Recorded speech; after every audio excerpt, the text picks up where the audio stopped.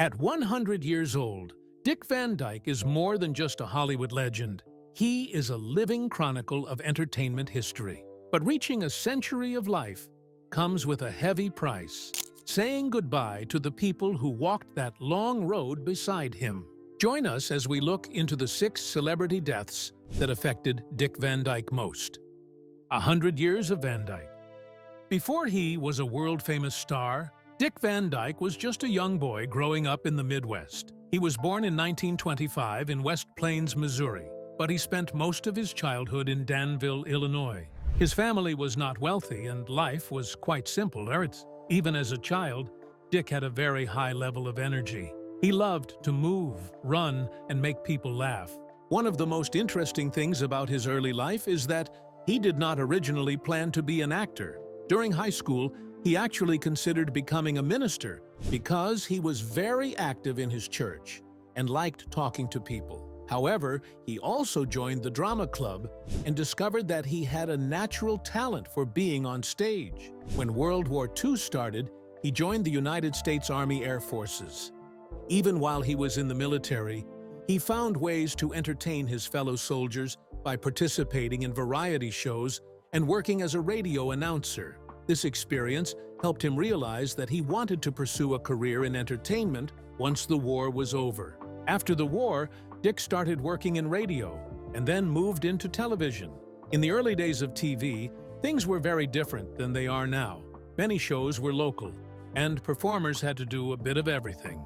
Dick started out in a comedy duo called the Merry Mutes with a friend named Phil Erickson. They traveled around and performed pantomime, which is a type of acting where you use your body and face to tell a story without speaking. This is where Dick perfected his physical comedy skills, like his famous rubber legs, and his ability to fall down without getting hurt. In the late 1950s, Dick moved to New York City to try his luck on Broadway. This was a huge turning point for him. He got a part in a musical called Bye Bye Birdie. Even though he wasn't a trained dancer, he was so naturally talented and coordinated that he won a Tony Award for his performance. People in Hollywood began to take notice. They saw a man who was tall and thin and could sing, dance, and act all at the same time.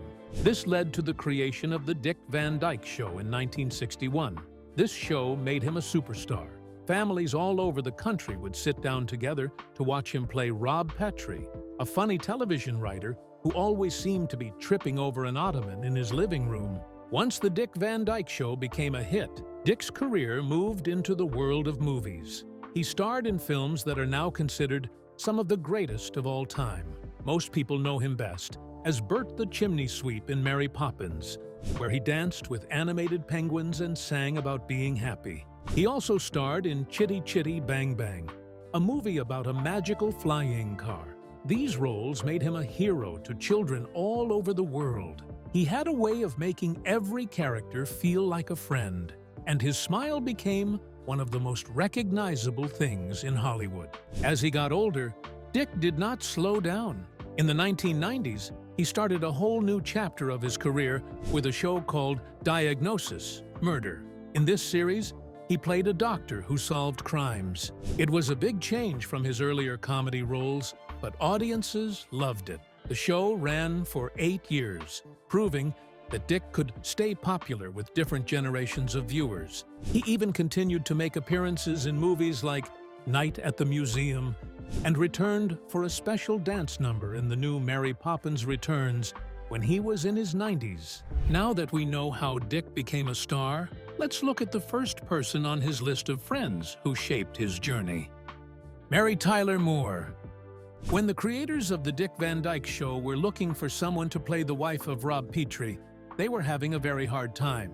They had already looked at 60 different actresses. Dick Van Dyke was already cast, but the show needed a woman who could be funny, beautiful, and keep up with Dick's fast-paced physical comedy. Sheldon Leonard, the executive producer, was starting to get worried. Then, a 23-year-old girl named Mary Tyler Moore walked into the room. At the time, she was mostly known for being a happy hot point dancer in commercials, where she played an elf. When she read the lines, she had a very unique way of talking. She had a gulp in her voice that made her sound nervous, but charming.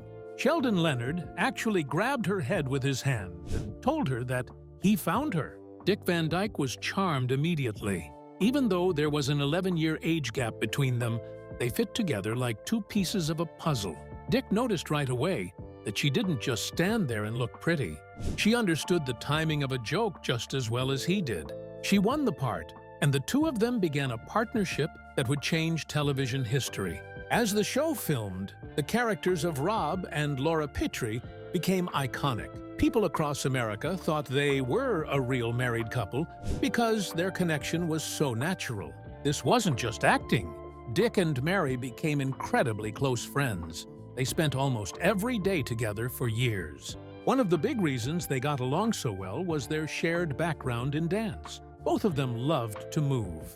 They didn't need to talk much to understand a dance routine or a physical gag. They could just look at each other and know exactly when to trip, when to jump, or when to slide across the floor. This shared language made their comedy look effortless. They weren't just two actors reading lines, they were a team that moved in total sync. Dick has openly admitted that he had a bit of a crush on Mary during those years. He found her talented and very special. However, their relationship remained a deep, respectful friendship. Behind the scenes, the 1960s were not always easy for them. They both faced personal struggles and the pressures of being famous. They became each other's support system on the set. If one was having a bad day or feeling stressed, the other was there to offer a kind word or a joke to lighten the mood. They truly felt like a family, and that warmth radiated through the TV screen into millions of homes. Mary Tyler Moore lived with type 1 diabetes for most of her life. She was very brave about it, but as she got older, the disease caused many health problems. She began to lose her eyesight and struggled with other complications. In January 2017, Mary passed away at the age of 80. For Dick Van Dyke, the news was devastating. Even though they hadn't worked together every day for a long time, they had stayed in touch and performed in specials together over the years. He felt like he had lost a real member of his family. He often referred to her as his work wife, and losing her meant a huge part of his own life story was now gone. At her private memorial service, Dick stood up to give a eulogy. He didn't just talk about her fame or her beauty. He spoke about her talent and her grit. He told the people there that Mary was the engine of their show. He explained that while he got a lot of the laughs, Mary was the one who held everything together with her timing and her heart. He was deeply moved as he remembered their time dancing on the soundstage. To Dick, Mary wasn't just a co-star. She was the person who helped him become the legend he is today. Even at 100 years old, he still speaks of her with a sparkle in his eye and a bit of sadness in his voice, proving that their bond was something that time could never erase. Next, let's look at the man who actually created the show and became Dick's closest brother in comedy, Carl Reiner. Carl Reiner. In 1960, Carl Reiner had a script for a show called Head of the Family. He had actually written the lead role for himself. However, when the pilot episode was filmed with Carl in the main role, it didn't quite work the way the producers wanted. They liked the writing, but they felt they needed a different kind of actor for the lead character. This is when Carl met Dick Van Dyke. Carl was a very successful writer and actor, but he was also very humble. Instead of being upset that he wasn't the star, he looked at Dick and realized that Dick had a special kind of energy. Carl decided to step back and become the creator and writer while letting Dick take the spotlight. This was a huge moment because it showed that Carl cared more about making a great show than being the center of attention. He became the architect of Dick's success, building the world of the Dick Van Dyke Show specifically around Dick's talents. Once they started working together, a bond formed that lasted for 60 years. Their friendship was interesting because they came from different backgrounds. Carl was a master of Jewish-style comedy, which involves a lot of quick wit and wordplay. Dick was a master of slapstick, which is comedy involving physical movement and funny falls. Together, they created a style that everyone loved. As the decades went by, they stayed best friends. They lived near each other and developed a very consistent routine. This became known as the game night years. Almost every single night, Dick would go over to Carl's house in Beverly Hills. They would eat dinner together and then sit in the living room to watch movies or television. They spent hours talking about comedy, their families, and the world. Carl often said that Dick was his muse. This means that when Carl sat down to write something funny, he would think about Dick's face and how Dick would say the lines. Dick inspired Carl to be his most creative self. They weren't just colleagues. They were like brothers who chose to spend nearly every evening together for over half a century. In June 2020, Carl Reiner passed away at the age of 98. Toward the end, Dick was still visiting him at his home. Even when Carl was very old and getting weaker, they still enjoyed those quiet moments together in the same house where they had shared thousands of meals. Losing Carl was a massive blow to Dick. When you have a best friend for 60 years, that person becomes a part of who you are. After Carl died, Dick made a public statement that touched many people. He said that the world felt much quieter without Carl's laughter. He didn't just mean that a person had died. He meant that a specific kind of joy had left the world. Dick felt the silence in his own life, too. The nightly dinners and the movie marathons were over. For Dick, Carl wasn't just a boss or a writer. He was the person who understood him better than almost anyone else. Even now, Dick looks back on those 60 years as the most important partnership of his life. Up next, we will look at how Dick's bond with Carl extended to the next generation, including Rob Reiner and his wife Michelle. Rob and Michelle Reiner. Dick Van Dyke's relationship with Rob Reiner started long before Rob was a famous director. Because Dick and Carl Reiner were working together every single day on The Dick Van Dyke Show, their families became naturally intertwined. Rob was just a young boy when the show began, and he spent a lot of time running around the television studio. Dick got to watch Rob grow up from a child into a young man. Because Dick and Carl were like brothers, Dick naturally stepped into a role that felt like a second father to Rob. He wasn't just his dad's friend, he was a constant presence in Rob's life. They shared countless holidays, birthdays, and casual weekends. For Rob, seeing Dick was as normal as seeing any other family member. Dick took great pride in watching Rob's early interests in acting and storytelling begin to bloom on the very stage where they filmed their classic sitcom. As the years passed, the dynamic between Dick and Rob changed in a beautiful way. Rob Reiner eventually became a massive star in his own right, first as an actor on All in the Family, and later as a world-famous director. He was no longer just Carl's kid hanging around the set. He became a peer to Dick. They were now two successful men working in the same industry, and they could talk to each other about the challenges of directing and the art of making people laugh. This friendship expanded to include the people Rob brought into his life. Rob's first wife was Penny Marshall, who was also a very famous actress and director. In the inner circle of the Reiner family, everyone called her Penny. But within this close-knit group, the bonds were deep and personal. Dick was a regular fixture in their household. The Reiner home was a hub for old Hollywood social life, where actors, writers, and directors would gather to talk shop and share stories. Dick cherished these moments because they represented a community of artists who truly looked out for one another. During these years, the group also leaned on each other as they got older. They navigated the difficult times together, especially as the older generation, people who had started in the industry in the 1940s and 50s, began to pass away. When Carl Reiner passed, Dick and Rob leaned on each other for support. They were the two people who had loved Carl the most, and sharing that grief brought them even closer. The year 2025 brought a shock that no one saw coming. The news of the sudden and mysterious deaths of Rob and his wife Michelle hit the world hard. But it hit Dick Van Dyke the hardest. At nearly 100 years old, Dick had already said goodbye to his wife, his best friend Carl, and his co-star Mary Tyler Moore. To lose Rob, the boy he had watched grow up, and the man who had become his contemporary, felt like losing a son. Because the circumstances were so unexpected, the grief was heavy and complicated. For Dick, these deaths were more than just a personal tragedy. They signaled the final closing of a door.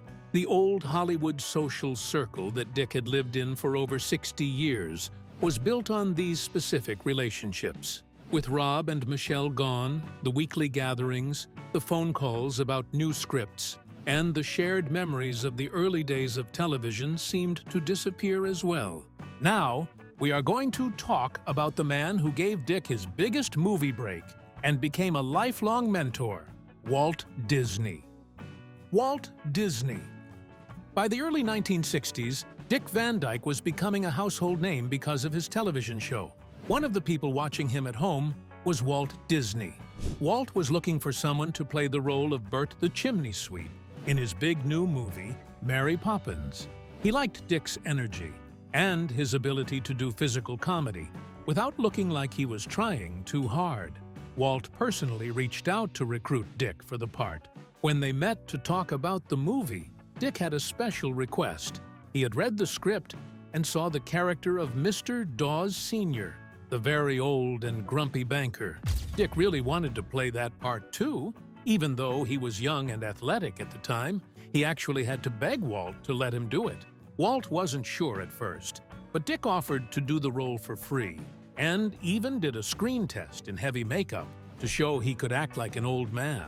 Walt was so impressed by Dick's passion and his funny walk that he finally said yes. This meeting started a professional relationship that would change Dick's life forever. Walt Disney became much more than just a boss to Dick. During the filming of Mary Poppins, Walt took Dick under his wing as a mentor. Dick was moving from the world of television, where things are filmed very quickly, to the world of big-budget movies, which take a long time and require a different kind of acting. Walt guided him through this transition, teaching him how to handle the pressure of a major film set. The two men got along so well because they shared a very similar outlook on life. They both believed in being a kid at heart. Walt loved innovation and new technology, and Dick was always fascinated by how things worked. They would spend a lot of time together on the Disney lot in Burbank. Dick would often see Walt walking around the studio, checking on projects and talking to the artists. Walt would pull Dick aside to give him personal advice on his career trajectory. He told Dick to always choose projects that made people feel good, and to never lose his sense of wonder. Because Walt was so successful and wise, Dick listened to every word he said. He felt like he was getting a masterclass in entertainment from the greatest visionary in the world. In 1966, Dick's film career was at an all-time high. Mary Poppins had been a massive success, and he was one of the most popular actors in Hollywood. Then, the news broke that Walt Disney had passed away quite suddenly. He had been diagnosed with lung cancer and died only a few weeks later. The world was in shock, but for Dick, it felt like a personal earthquake. The Disney studio felt different without Walt walking the halls. Dick felt that the industry had lost its North Star. He often thought back to the advice Walt gave him during those long days on the set. Even years later, whenever Dick visited Disneyland or worked on a Disney project, he felt the ghost of his mentor. He realized that Walt hadn't just built a company. He had built a way of making people happy, and Dick felt a responsibility to keep that spirit alive in his own work. Next, we will talk about Dick's relationship with a very different kind of actor, the intense and talented Gene Hackman. Gene Hackman. In the 1960s and 1970s, Hollywood was changing very quickly. Dick Van Dyke was the king of lighthearted comedy and family entertainment. At the same time, Gene Hackman was rising to fame as a gritty, serious actor who played tough characters. Even though they seemed like opposites, they crossed paths often in the busy industry of that time.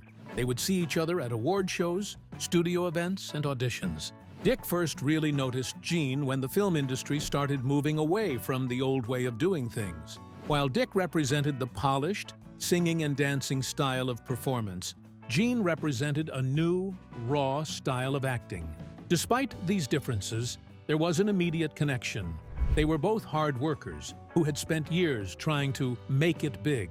Meeting Gene gave Dick a look into a different side of show business, and he found himself respecting the intensity that Gene brought to every role. They spent time together on the Hollywood circuit, which is the group of events and parties where actors socialize. They talked about the craft of acting and how to stay relevant as the world changed. Dick loved hearing Gene's perspective on how to build a character from the ground up. In January 2025, the news came that Gene Hackman had passed away. For Dick, this was a very heavy loss. Because they were close in age and had both lived through the same era of Hollywood history, Gene's death felt like a personal reminder of how much time had passed. When someone like Gene dies, it isn't just the loss of a person. It is the loss of a whole style of acting and a specific time in history. Dick felt this loss deeply because Gene was one of the last people who understood what it was like to work in Hollywood during those middle decades of the century. They had shared many of the same co-stars over the years, and as those co-stars passed away, Dick and Gene were some of the only ones left to remember them. With Gene gone, Dick felt that a significant part of his professional world had disappeared. He spoke about how much he would miss Gene's strength and his honesty. For Dick, the passing of such a strong peer made the world of movies feel a little bit emptier. Now, we will talk about the man who played the gruff but lovable boss on television, the late Ed Asner. Ed Asner. Dick Van Dyke and Ed Asner first crossed paths in a significant way through their connection to Mary Tyler Moore. While Dick was the star of the original 1960s show, Ed Asner became famous in the 1970s as Lou Grant, the grumpy but lovable news station boss on the Mary Tyler Moore Show. Because these two shows were the biggest hits for the same production company, the actors often saw each other at the studio. Their professional relationship grew when they worked together on guest spots and special television events. A major moment for them was the Mary Tyler Moore Hour in 1979. This was a variety show where the old cast members and the new cast members would perform together. Dick and Ed found that they had a natural rhythm. Even though they played very different types of characters, they understood how to support each other in a scene. Dick was impressed by Ed's ability to be funny while staying very serious, and Ed respected Dick's legendary status in the world of television. The friendship between Dick and Ed was often described as an odd couple dynamic. In real life, Ed Asner was known for being a bit gruff and very loud about his beliefs. He was deeply involved in political activism and was never afraid to speak his mind or start a protest for a cause he believed in. Dick Van Dyke, on the other hand, was famous for his sunny, optimistic, and light-hearted persona. On the surface, it seemed like they would clash, but they actually became very close soulmates. One of the biggest things that brought them together was their work with the Screen Actors Guild. This is the union that protects actors and makes sure they are treated fairly. Both Dick and Ed served in leadership roles and cared deeply about the well-being of their fellow performers. They would spend hours discussing the craft of the character actor. They believed that being an actor wasn't just about being a famous star. It was about the hard work of building a believable person on screen. They shared a deep respect for the history of their profession. Ed's rough exterior hid a very kind heart, and Dick was one of the few people who could always make the tough Ed Asner break into a genuine smile. In August 2021, Ed Asner passed away at the age of 91. For Dick Van Dyke, this loss was particularly painful.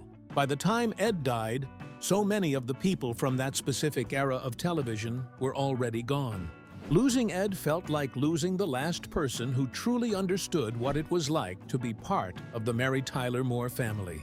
Dick wrote a beautiful tribute to Ed, calling him one of the last true actors of their generation. He meant that Ed was part of a group of people who stayed dedicated to the work and the community of acting until the very end. Dick talked about how much he would miss Ed's honesty and his strength. To Dick, Ed was a solid rock in an industry that was always changing. The personal toll of this death was high because Dick felt like the last man standing. When you reach 100 years old, you look around and realize that most of your peers, the people you worked with, laughed with, and fought for better working conditions with are no longer there. Ed was one of the final links to the most successful years of Dick's life. Without Ed, there was no one left to reminisce with about those specific days at the studio. It was a lonely feeling, but Dick took comfort in the fact that he and Ed had remained such strong friends for so many decades. He kept Ed's memory alive by continuing to talk about the importance of the actors' union and the lessons they had learned together. Even though many of his friends are gone, Dick still finds ways to stay active and happy as he looks back on a century of incredible memories. If you enjoyed this look back at Dick Van Dyke's incredible life, make sure to hit the like button and subscribe for more stories about your favorite legends.